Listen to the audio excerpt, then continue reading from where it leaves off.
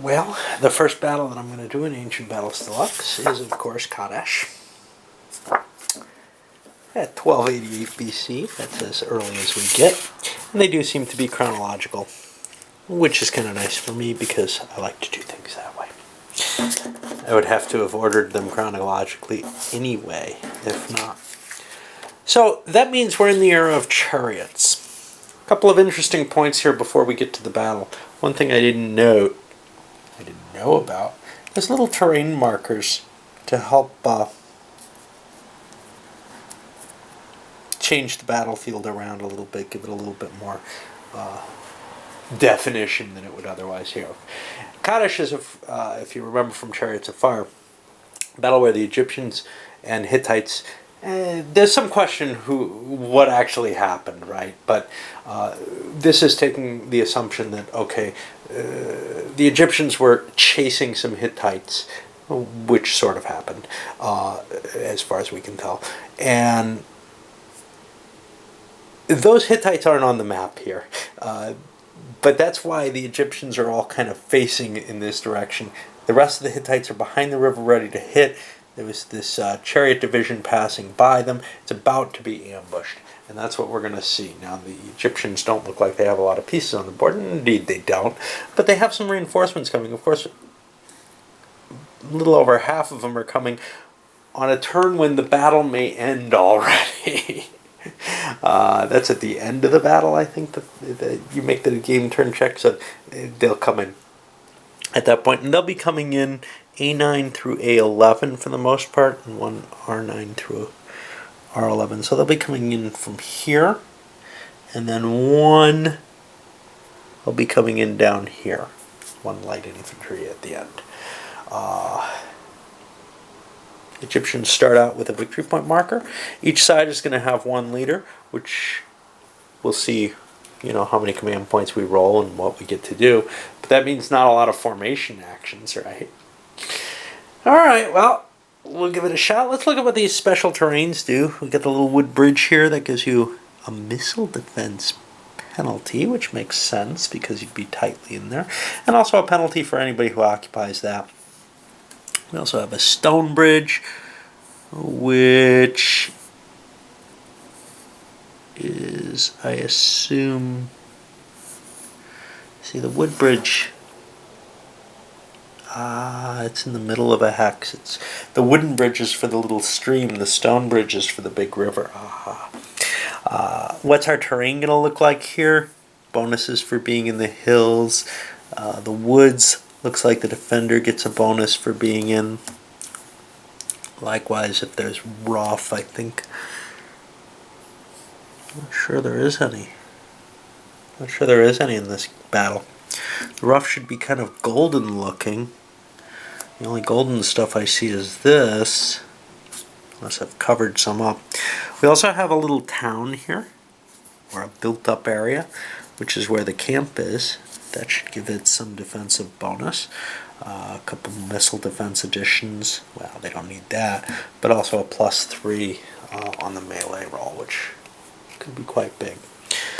And the fort, of course, also gives a penalty to the attacker for crossing it. And some movement point costs. Alright. Well, we'll probably start this tomorrow morning. Alright. Well, morning came and went, and had an early phone call.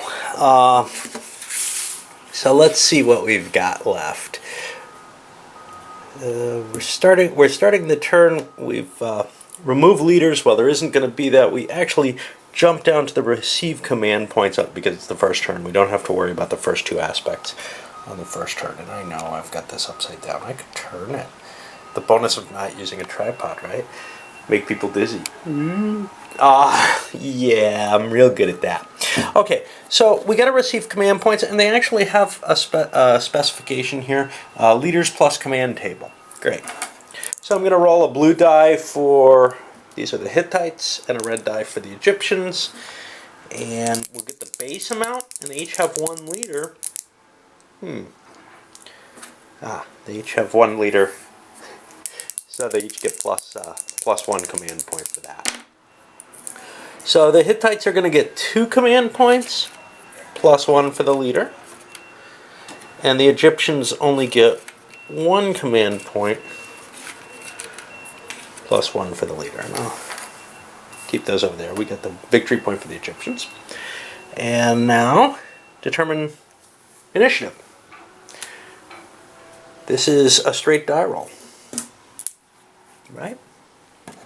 I think so, but I want to make sure.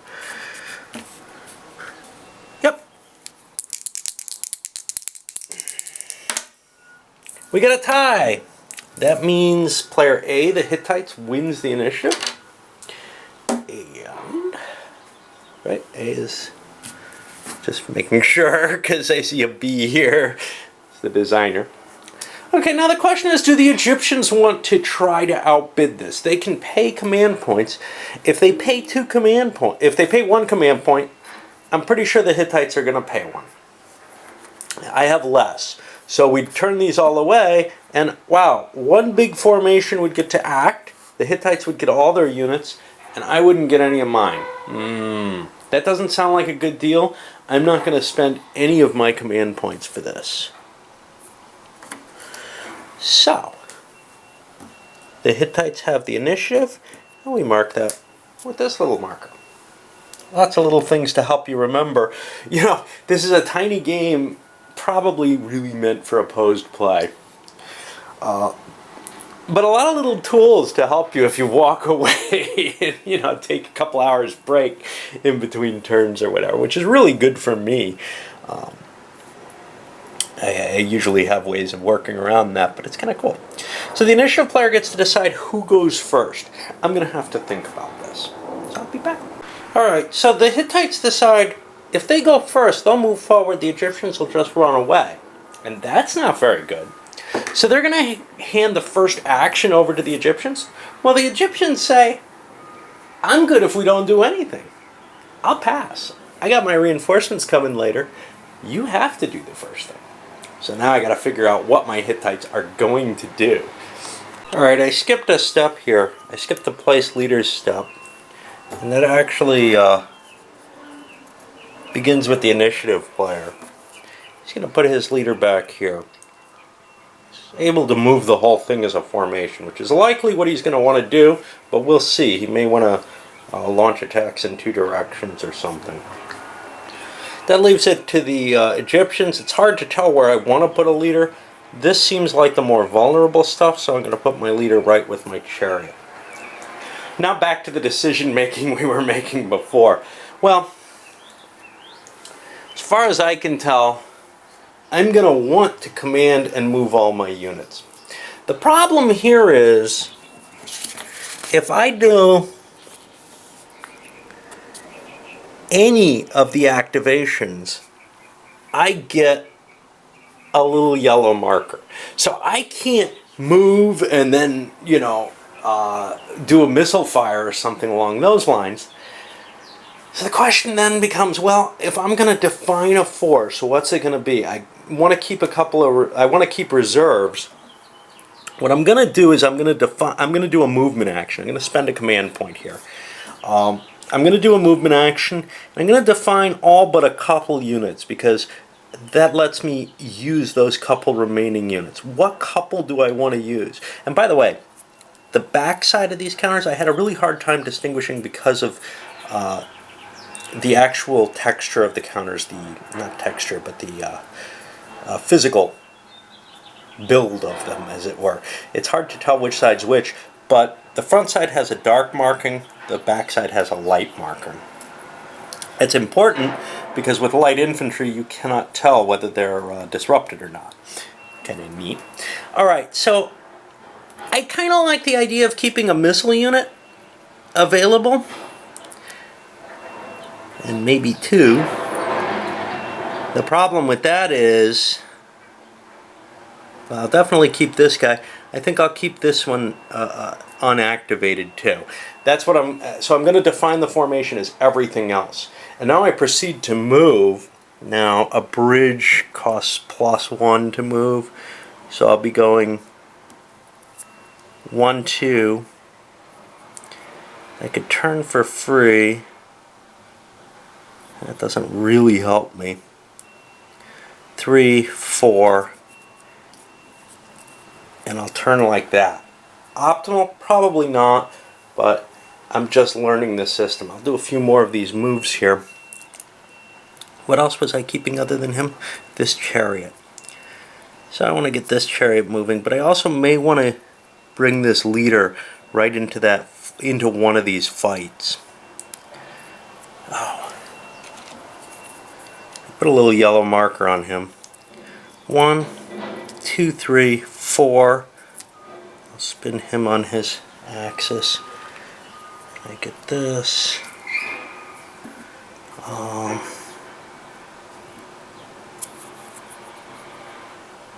1, I'm turning. I was facing like this. I could only go to here for free, so I got to pay 1, 2, 3, 4. That's not very good. That's the same as this guy's gonna have. 1, 2, 3, 4. I'll move him there. These infantry aren't going to be able to do much for me. I gotta remember to put my little markers on. It's not too important right now. 1, 2, 3, 4. Oh, he only gets 3 movement. 1, 2, or no, free. 1, 2, 3. We'll get the infantry in place there. A free setup obviously would provide some advantages here. I don't have a lot else that I really want to do. I can slide some of these guys. 1, 2.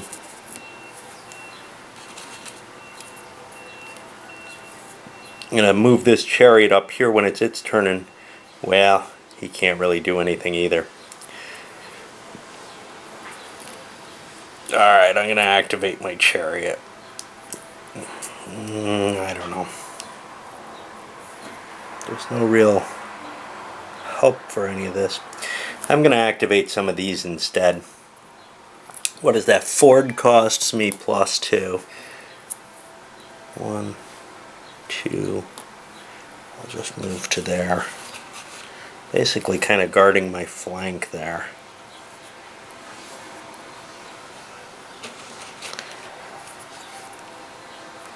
I'm not at all sure what I can do with my other units.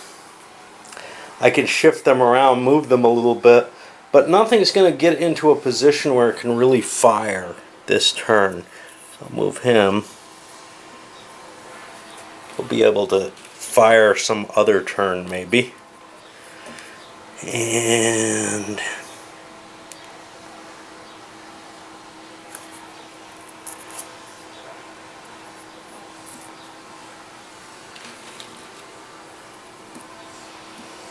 I'll keep these other 3 units unactivated.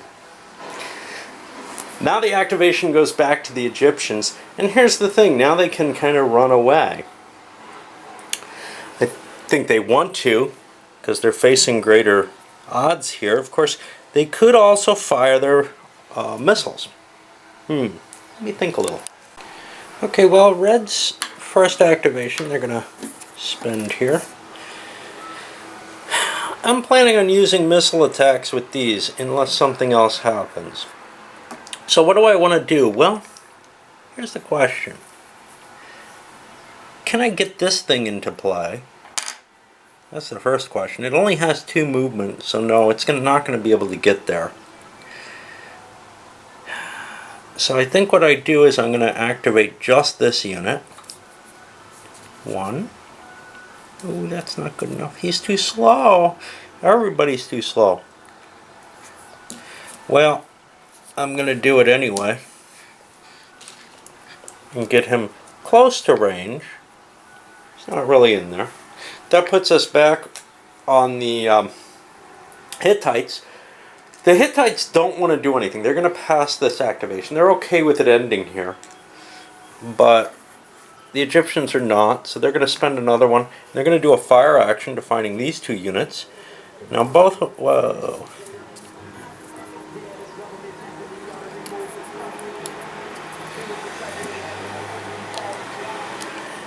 Both of them have, I think, a single arrow on there.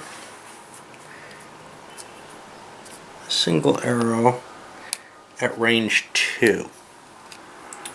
So, let's look at my missile defenses. Uh-oh.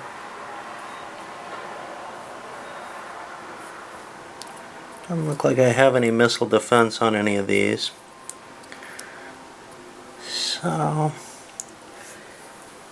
let me take a look at the ranged combat and make sure I'm doing it right. Alright, so what I want to do is I'm going to target my attacks. This guy's going to shoot this. This guy's going to shoot this. They're both within the range of 2. They both have 1 die. So, how do we do this? We're going to have the defender's value is a missile defense die roll. The attacker gets a die roll for each arrow. There's not going to be any supporting units here. And the goal is just to roll higher. So basically, neither side has any advantage. I'm going to take this shot first, and I'm just rolling off. And I get a 4 with red. That looks like a hit, right? Determine the missile attack value. Compare. We got greater than. So we get a disordered on this. And we end up with a red marker, not just a yellow marker here. That indicates I can't attack with that. The leader, I think, just has a yellow marker or something. I don't know if that matters. Now for this one, I wanted to shoot here, and it's the same deal. 1 red, 1 blue. This time I do not hit. And again, I could have combined fire to get a +1 to the die roll on one unit, but I figured my chances of actually hitting a unit, and certainly of hitting both units, is fairly good well, hitting both is better. I think my chances of even just hitting one unit was better by making 2 die rolls. I'm not sure. I don't want to figure out the probabilities there. So that's the action for red. They're out. Now the question here is, does blue have anything? They still don't have anything within range of their couple of units that could fire. They've got a couple of command points they could spend. These don't really serve any purpose if I don't use them. So I might as well reposition myself a little bit.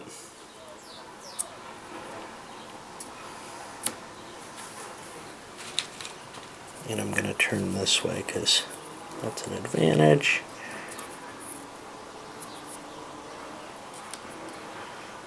And this guy is essentially side slipping. Well, we'll put him like this. And we've got yellow markers on all of these. Red couldn't come in. That was two activations in a row. Red had no option to come in there. Well, now we remove all the yellow markers. Now we're at the close combat phase. The only person who can do close combat is the Hittites, because the only unit adjacent to an enemy unit that the Egyptians have is over here, and he's already marked with a red marker. Well, I want to start my combat off with the guy with the leader, because that's going to be the best fight. It looks like it's going to be about an even fight. Let's go through the steps for this. Beginning with the initiative player, each player chooses a combat. Well, we already did that. You don't have to do it. Okay. We designated the units. We don't have 0 strength. Actually, we each should have 4 combat strength here. We're the same kind of unit, a chariot.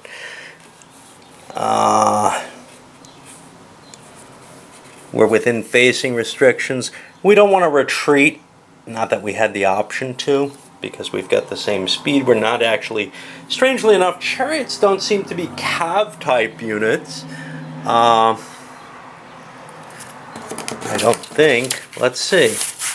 They don't have the little green box, but then neither do knights. So I think the only way to look that up is to look here.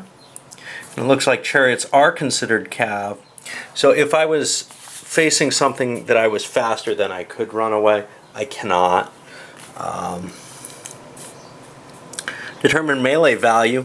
Well, that's going to be the combat strength, which is 4 in each case. Our leaders are ×1s, so they're not going to affect this step.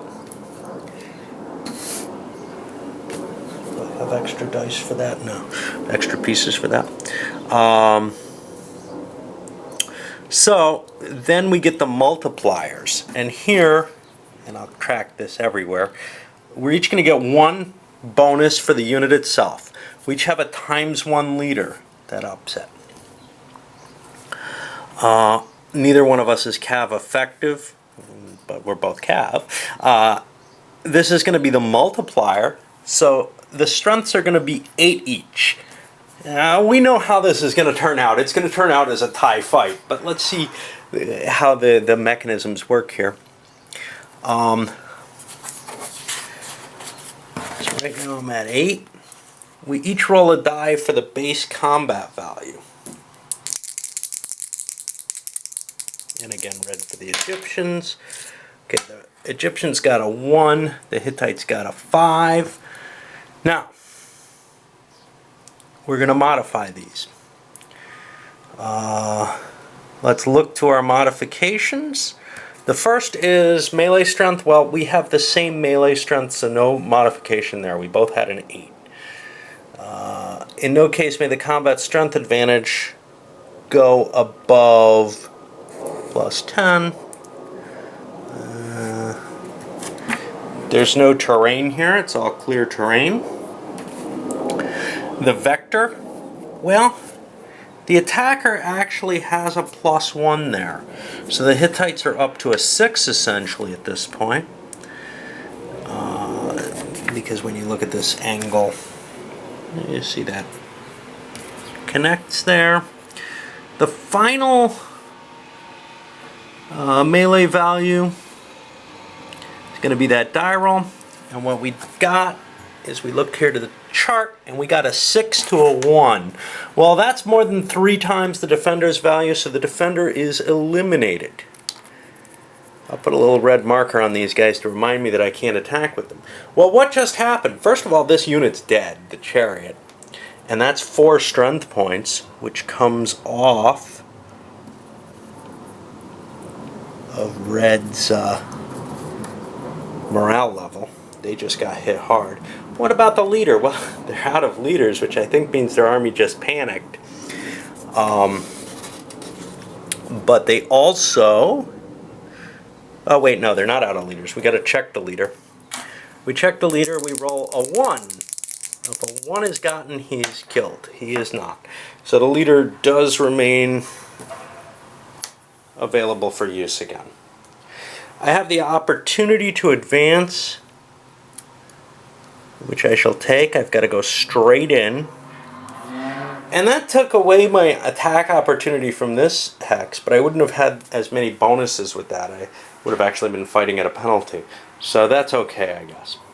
This looks like it's really the end of the first turn. I would have gotten 2 attack opportunities if I hadn't gotten that really good result of eliminating the attacker, or the defender. So now, we're going to the turn end. We marked the turn end the game turn marker forward. Got different colors here. I don't know what point there is to that. And we'll remove all the action markers. All that's left is this one red one. And that is the end of 1 game turn. Obviously, as I play further, I'm not going to go into this much detail on a turn, but I thought it would be helpful to play this one out in sort of, full detail. All right, up it goes.